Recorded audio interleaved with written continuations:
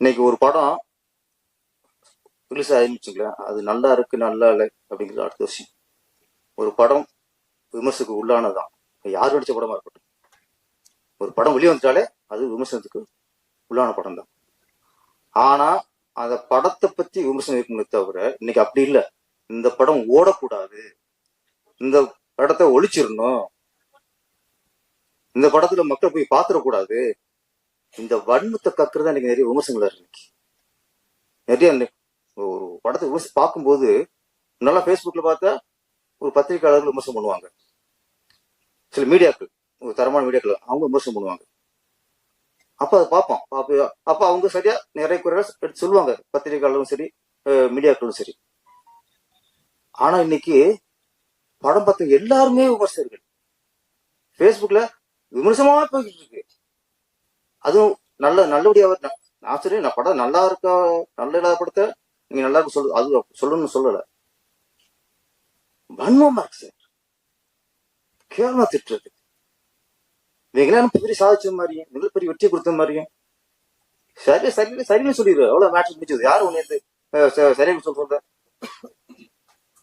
அந்த அந்த வன்மம் தான் சார், வன்மத்தை வாந்தியா எடுக்கிறது அன்னைக்கு இதா இருக்கு. இதை தடுக்கணும் சார். முதல்ல நான் சொல்றது, நீங்க நம்ம படம் ரிலீஸ் பண்றோம், அடுத்த விஷயம் இருக்கும். இன்னைக்கு ஒரு படத்தை இதுல ஒரு ஜாதி ரீதியாகவும் சில விமர்சனங்கள், ஒரு படத்தை அவன் பிடிக்கிற படத்தை ஒழிச்சிடும். மத ரீதியாகவும் இன்னைக்கு விமர்சனம் வருது, அரசியல் ரீதியாகவும் இன்னைக்கு விமர்சனம் வருது, ஒரு நடிகர்கள் இந்த மோதல் ரீதியாகவும் விமர்சனம் வருது. ஒரு படத்துக்கான விமர்சனம் இல்லை. இதான் இன்னைக்கு நடக்குது. ஒருத்தவங்க பிடிக்காத ஜாதிக்கான படம் வந்தா இது எப்படியா ஓச்சிரும் வரிஞ்சு கட்டிட கிடைக்கிறாங்க. ஒரு பிடிக்காத நடிகருக்கு படம் வந்தா எப்படி ஓடக்கூடாது அதுக்கு வரிஞ்சு கட்டிட்டு விமர்சனம் பண்றாங்க. விமர்சனங்கிறது அது நியாயம் இருக்கும்ல, உன் வன்மம் வரக்கூடாதுல்ல. இன்னைக்கு அதை ஒழிச்சா போதும் சார்.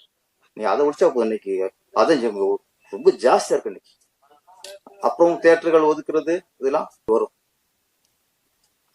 நம்ம புரட்சி கலைஞர் விஜயகாந்த் அவர்கள் ஆரம்பத்துல பாத்தீங்கன்னா அப்படியே ரஜினி மாதிரி தான் இருப்பார். அவர் ரஜினி மாதிரி இருக்கிறதுனாலதான் அந்த ரஜினிகாந்துங்கும் போது இவரு விஜயகாந்த்னு வச்சுட்டாரு, பேர்லயே காந்துன்னு வச்சுட்டாரு. ஆரம்ப காலத்துல 2 படம் இருந்துச்சு, தூரத்தீடி முழக்கம், சட்டம் ஒரு இருட்டரை.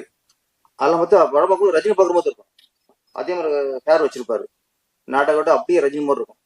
அப்புறம் உஷாராயிட்டார், நமக்குன்னு தனித்துவம் இல்லைன்னா சரியா வராது அப்படின்னு ஒரு காலகட்டத்தில் அவருக்கு சர்க்கிள் வந்தது.